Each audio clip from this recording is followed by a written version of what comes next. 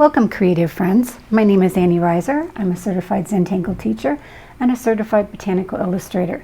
And today we're going to look at, once again, Reticula and Fragments and learn a pattern that I absolutely love. It's a gridded pattern and it works so well for so many different backgrounds.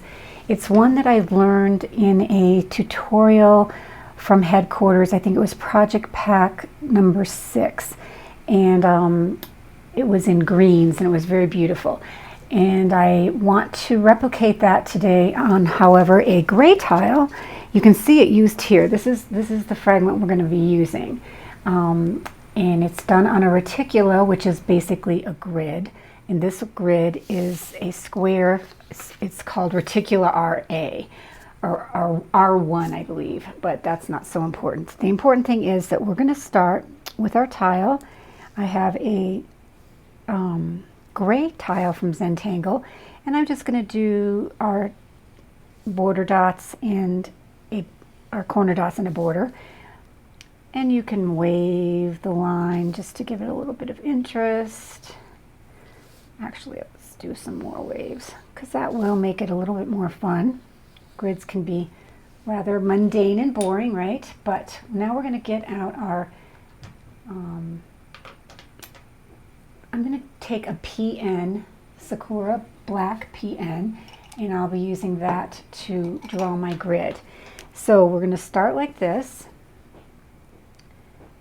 and we're just going to make a grid that has, rather generous width.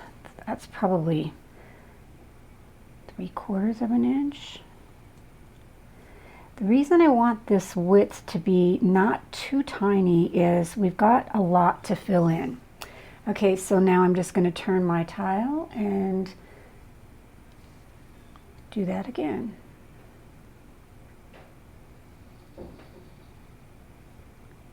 Trying as best as I can to make approximate squares.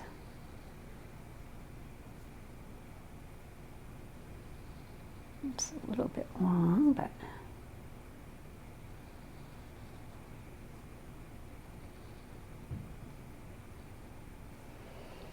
and there's the basis of our grid. Then we're going to just switch up our pen to an 01 in black, and I'm going to just make, I'll demonstrate one first. We're just going to make an X in our square, and we're going to make sort of a little diamond, almost like the tangle floors, except I am curving this ever so slightly, kind of let's do that again, kind of like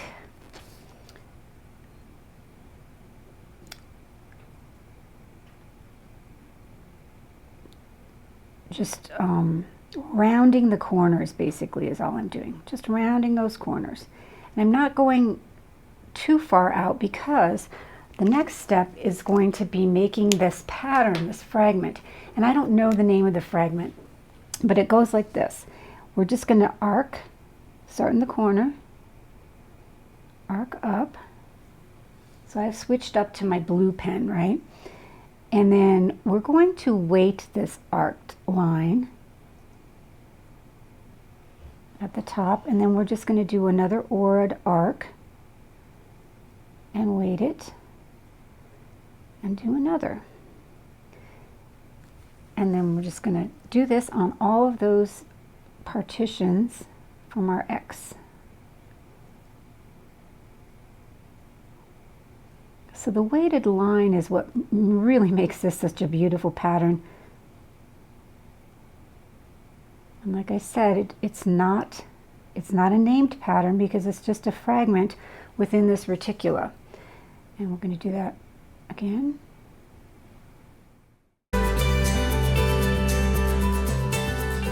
So what's really cool about reticulas and fragments is that this is just what we're going to do in all of our squares, but when they are next to each other, they're going to form their own meta pattern. like this. So did you see we just did that here, but we did that on all of the squares, and they form these almost like floral patterns as their meta pattern. And I really like using the black and the blue together. You can switch up any color. One thing I do like to try to do is sort of match up those arcs at the corners if possible. Sometimes it's not possible. That one matches up with that one, and this one matches up with this one, and this here. And then you can go back and do your weighted line.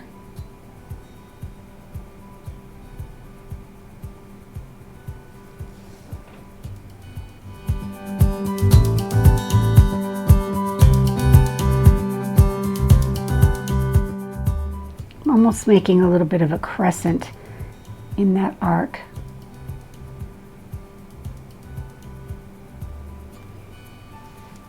So that's it. So easy. I'm just going to continue on doing this and speed it up for you, and we'll come back and talk about shading.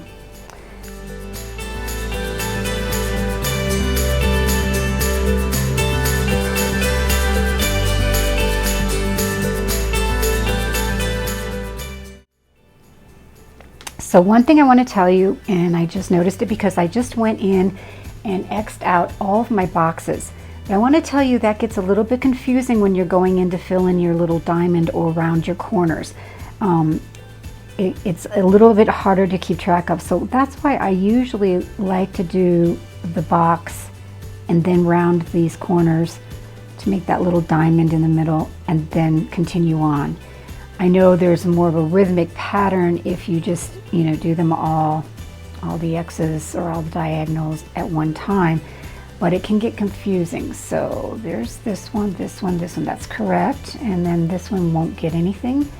This one would get a line going like this, and then our box would be up here, our little diamond, but it's off grid. So there we have it all gridded out, ready to fill with our little fragment.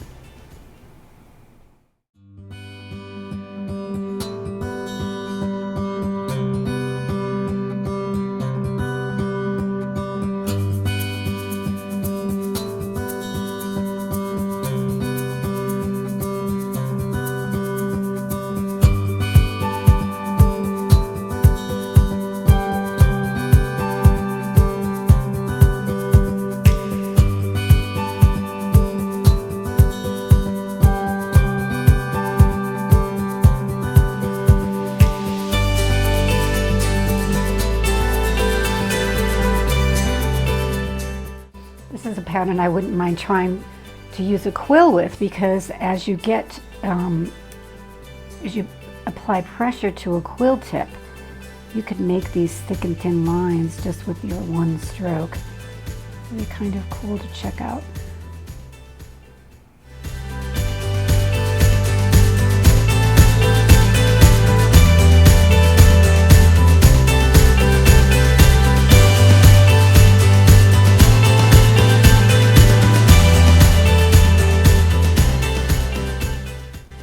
This pattern as it is beautiful for that quiet Zen flow that we all love and why we do Zentangling.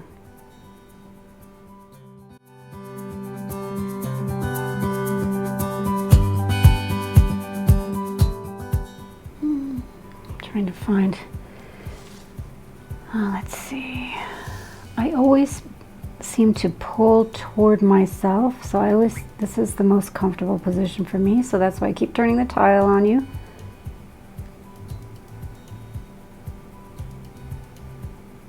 Once you get your rhythm going, it's nice to keep that same orientation.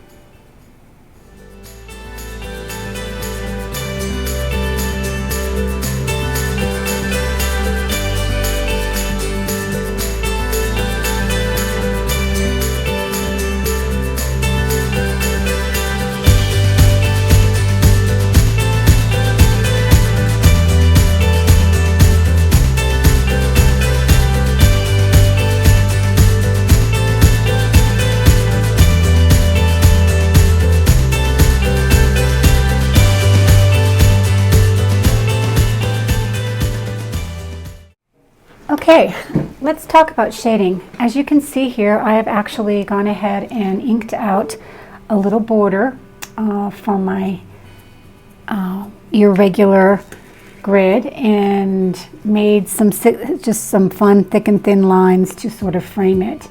And we will be shading that in a particular way. But first I want to show you how we're going to shade the actual reticula and fragment part.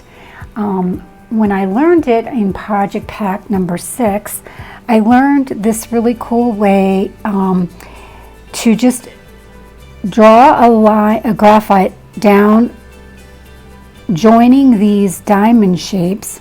And you have to be careful. You don't want to take it this way within the middle of the blossom, but rather you want to join the diamonds that are lined up with these arcs here. Do you see how these little arcs are lined up with the diamond shapes? And so we're going to do that on all rows, up and down. I'm using a soft graphite pencil. I think this one's a 2B. And then we've got one right here. I'm giving it enough graphite to really kind of pull out with my tortillion, and I'm going to blend that.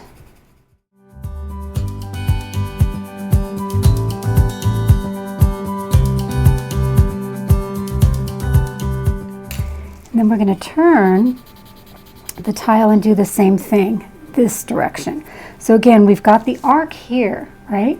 And then here's that little diamond. So we're going to find the diamond and pull it through those arcs.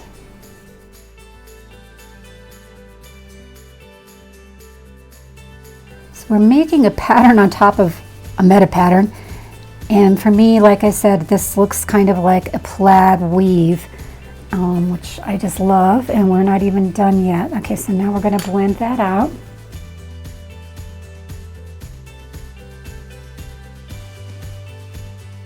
And then one more step to add even more dimension and drama is to take a General's charcoal, this one's from Zentangle, and we're going to just circle that center where our little florets meet.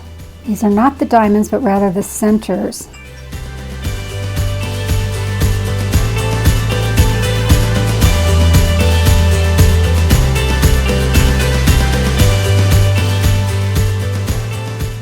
And then often I have my tortillons designated for blending the graphite, which is the dark, and then blending the charcoal, the white charcoal. So I am not going to be dragging graphite around into my white. So I've got this clean blending stump.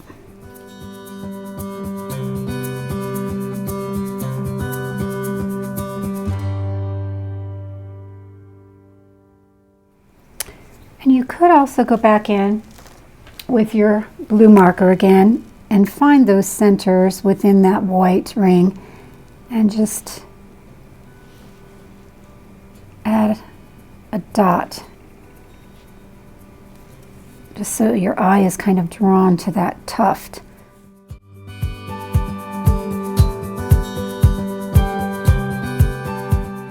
And then to give some dimension here, as if this pattern were floating underneath our frame, we can add some graphite all along the edge here.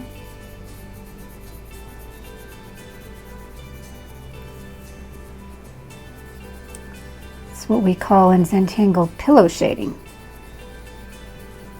because what it does is kind of lift the center up into the light and push the rest of the corners back down,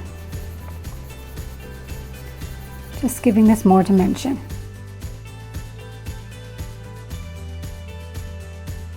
Blending that back out.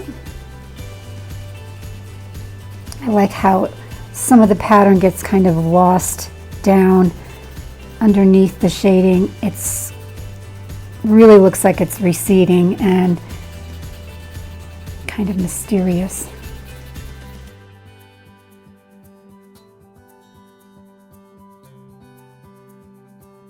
And I have already added my chop, which is something I like to remind you to do. I often forget to tell you on my tutorials that you should, you should take and admire your piece, hold it this way and that, add your chop, sign and date the back, clean up your graphite, and enjoy. That is one of my favorite Reticula and Fragment backgrounds, so I hope you make use of it in your daily tangling. It's really lovely, and try it in some different fun colors. That's it for today's tangle. Thanks for joining me. If you like these lunchtime tutorials, please give them a thumbs up and subscribe to my YouTube channel. I also invite you to check out my website for classes that I have scheduled or to purchase my tangle tags for your favorite step outs. That's bowtangle.net. I'm leaving you with some other links too. Zentangle.com, where you can learn more about the Zentangle method from its founders, Rick Roberts and Maria Thomas. You can also visit their store there for a multitude of Zentangle paper tiles, tools, books, and kits. Tanglepatterns.com is that site I talk about where you can explore hundreds of tangle patterns, read about them, and get the step out, which is basically the deconstruction of the pattern. And finally, if you'd like to share your beautiful results with me and my student community, please join Annie's Bowtangle Alumni Facebook page. We're a private group where we inspire each other with our work and offer tips and useful information about art and Zentangle.